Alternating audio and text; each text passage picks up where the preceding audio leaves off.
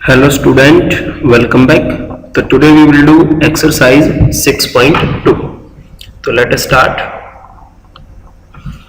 So first question we have, in the given figure, transversal line P intersect two lines M and N. Okay, we have two lines M and N and there is a transversal line P. So yesterday I told you a line which intersect two or more line is called transversal line. Okay, angle 4 is equal to 110 degree. This angle 4 is equal to 110 degree. Angle 7 is equal to 65 degree. Angle 7 is 65 degree. So we have to tell whether M is parallel to N. Okay, so yesterday I told you if line are parallel, M is parallel to N. If two line are parallel, then the angle made by the transversal, है ना, the pair of angle made by transversal क्या क्या थे वो बेटा, corresponding angle, है ना, corresponding angle, alternate angle. So these angle will be equal. Alternate angle के जो भी पेयर बनेंगे इंटीरियर और एक्सटीरियर के कोरिस्पोंडिंग के एंगल जो पेयर बनेंगे वो इक्वल होंगे एंड को इंटीरियर एंगल का जो सम होगा वो 180 डिग्री होगा. तो now we have to use the converse. अब हमें क्या करना है, अब हमें उल्टा चलना है, कन्वर्सली चलना है. Okay, if corresponding angle are equal, है ना, any of the condition is true, any one of the condition is true, which conditions we have to check, corresponding angle, alternate angle and co-interior angle की कोई भी एक condition अगर true हो जाती है तो these two line will be parallel. But I want to say हमारे पास एंगल 4 है वो 110 डिग्री है. Okay, angle 4 is 110 degree and angle 7 is 65 degree. So can we calculate the angle 3? We have the 4 angle. Can we calculate the angle 3? Yes, we can calculate because it is a straight line. M is a straight line. The sum of these two angle will be 180 degree linear pair. Angle 3 plus angle 4 is 180 degree. Angle 4 is given 110 degree. Use the value. And angle 3 is 70 degree. Angle 3 की जो measurement आएगी वो 70 degree आती है बेटा और angle 7 की जो मेजरमेंट है वो 65 डिग्री है. So these two angle are corresponding angle. You know very well here we have the structure of F letter. Yesterday I told you if we have a F letter, है ना, this is F letter like this, and if these two angle are alternate angle, if these are equal then line will be parallel, otherwise not. And clearly here, है ना, angle 3 is not equal to angle 7. M is not parallel to N. This much you have to do.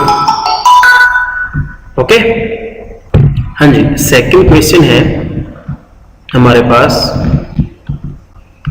in the given figure transversal PQ. Okay, we have a transversal PQ which intersect AB and CD. Angle 3 is 102 degree. This angle third is 102 degree. Okay, and angle 8 is, okay, this one angle is 78 degree. Okay, so we have to tell whether AB is parallel to CD. Again, just check any one of the condition. Okay, you can check corresponding angle are equal or not. You can check alternate angle are equal or not. Okay, alternate में दो type के angle होते हैं, interior and exterior. और आप को interior angle भी find out कर सकते हो. Try to find angle 3 and angle 6, angle 4 and 5, कोई भी एक पेयर आप को इंटीरियर का फाइंड आउट करो. And if the sum of को इंटीरियर इज 180 डिग्री तो लाइन आपके पैरेलल हो जाएंगे. मतलब any one of the condition आपको सेटिस्फाइड करके देखनी है. ओके, लास्ट टाइम हमने कोरिस्पोंडिंग एंगल चेक किया था तो वो आपको जो कन्वेनियंट लगता है वो आप कर सकते हो. तो एंगल 3 यहाँ पर 102 डिग्री है एंड एंगल 8 आपका 78 डिग्री है। तो देखो एंगल 8 अगर मेरा 78 है तो एंगल 6 बेटा वर्टिकली अपोजिट, क्योंकि वर्टिकली अपोजिट एंगल के बारे में और लीनियर पेयर के बारे में तो हम 6.1 में स्टडी कर चुके हैं, ठीक है ना। तो इनका ही हेल्प लेंगे हम पहले। तो एंगल 8 इज 78, तो एंगल 6 जो हमारा होगा, एंगल 6 और एंगल 8 हमारे दोनों इक्वल हो जाएंगे 78 डिग्री के वर्टिकली अपोजिट एंगल से, है ना। तो अब देखिए मैंने ये को इंटीरियर बन गया बेटा, इसमें जो को इंटीरियर एंगल रहेगा आपका, तो इस टाइप से आपका एक बॉक्स टाइप से स्ट्रक्चर बन के आएगी कहीं से भी, ठीक है ना, ऊपर से, नीचे से, लेफ्ट से, राइट से, इस प्रकार से आपकी बॉक्स टाइप स्ट्रक्चर बन के आएगी। तो यहाँ पे ये देखो बन गया है। तो ये को इंटीरियर एंगल हो गए बेटा दोनों, है ना। तो इन दोनों का सम देखिए, एंगल 3 और एंगल 6 को आप सम अप कीजिए, क्योंकि ये को इंटीरियर है तो सम करेंगे, बाकी होते तो इक्वल चेक करते हैं। तो बेटा इनका सम 180 डिग्री आ गया, hence AB is parallel to CD। मुझे पूरी उम्मीद है आपको समझ में आ रहा होगा। आगे चलते हैं क्वेश्चन नंबर 3 की तरफ। Again we have to check AB is parallel to CD. Angle 3 is there 60 degree and angle 8 is there 118 degree. Okay, these two angles are there, angle 3 and angle 8. So clearly these are what they are? They are corresponding angle बेटा। there is no need to find any third angle। they are, देखो F structure हमारी बन के आ रही है, तो ये हमारे corresponding एंगल हो गए। अगर ये दोनों एंगल आपके इक्वल हैं, है ना, तो ये आपका पैरेलल लाइन हो जाएंगी, अदरवाइज ये पैरेलल नहीं होगी। तो आप क्लियरली लिख दोगे, इसमें कोई डाउट नहीं है, कुछ करके दिखाने की जरूरत नहीं है, डायरेक्ट आप लिखोगे angle 3 is not equal to angle 8। Angle 3 और एंगल 8 हमारे इक्वल नहीं है, तो hence AB and CD are not parallel lines. Okay, so try to understand these things बेटा। आगे चलते हैं। We have the question number 4. Okay, तो आपके पास बुक होगी, आप बुक में देख सकते हैं क्वेश्चन नंबर 4 को। हाँ जी, हाँ जी। So for what value of x will the line L and M be parallel to each other in the given figure? Okay, we have to find the missing quantity x। हमें x find out करना है, ताकि जो हमारी lines हैं L and M they are parallel to each other, ठीक है ना। L और M हमारी क्या होनी चाहिए, parallel line होनी चाहिए। तो बेटा अगेन तो फोकस, ये किस टाइप के एंगल बन रहे हैं दोनों, तो दिस टू एंगल्स आर, है ना, बॉक्स टाइप स्ट्रक्चर बन गई बेटा, मैंने आपको भी बताया था। This two are co interior angle and in the case of को interior angle we have to check the sum is 180 degree और नॉट। ओके, तो आप लिखोगे एंगल 1, आप लिखोगे if L is parallel to M then, है ना, अगर L और M लाइन पैरेलल हैं तो इन दोनों एंगल का सम 180 डिग्री होना चाहिए। Okay, 4x + 12 is equal to 180 degree. Bracket में आप लिखोगे को इंटीरियर एंगल। ओके, तो बेटा सोल्व करेंगे 4x and 3x, this is 7x minus 35 and 12, this is minus 23. Okay, equal to 180 degree. Now 23 plus करेंगे वहां पर, इट इज 203। 7 से बेटा डिवाइड कर देंगे हम इसको, 7 2 जा 14, 6 विल रिमाइंडर, 6 विल कैरी 63, 7 9 जा 63। ओके, तो 29, तो x must be 29, then these two line will be parallel to each other। आगे चलते हैं बेटा। Now we have some advanced question. These 4 questions were so easy to solve. Okay, so now we will do 5th question. In the figure, prove that PQ is parallel to LM. Okay, we have to prove the line PQ and LM are parallel to each other. We have to prove. Okay, so these two lines will be parallel if, है ना, any one of the condition will be satisfied. Which conditions we have to check? Either you can check corresponding angle are equal, either you can check alternate angle are equal, or you can check sum of co-interior angle is 180 degree or not. Okay, so this is PQ and this is LM. Okay, we will see. हाँ जी, so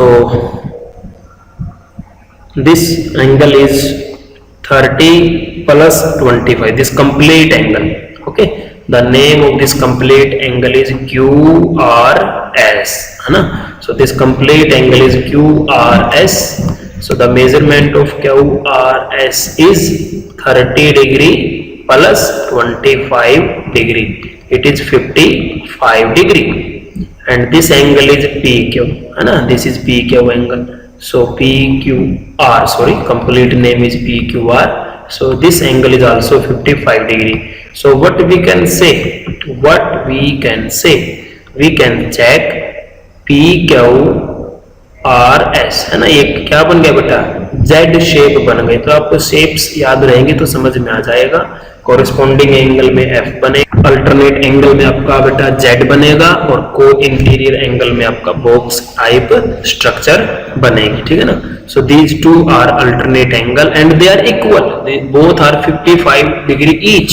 So these line PQ and RS are parallel to each other. PQ and RS are parallel because alternate interior angle are equal. आप ये लिखोगे alternate interior angle are equal. That's why PQ and RS are parallel to each other. उसके बाद हमें check करना है, देखिए. Okay, again we will see that here MLRS है ना. ये क्या बन गया? बॉक्स बन गया बेटा. तो मैंने आपको बताया था बॉक्स टाइप जब बनता को इंटीरियर एंगल, और इनका जो सम है वो क्या होना चाहिए? 180 डिग्री होना चाहिए. तो 155 एंड 25. ओके, दिस बॉक्स हमारे पास है. तो ये जो हमारे एंगल्स हैं इनका सम हम देखते हैं क्या ये 155 है या नहीं है. हाँ जी, तो कैसे चेक करेंगे? देखिए. So this angle is MLR, है ना. This angle is MLR plus LRS. इन दोनों को प्लस करेंगे. 155 plus 25, it is 180 degree.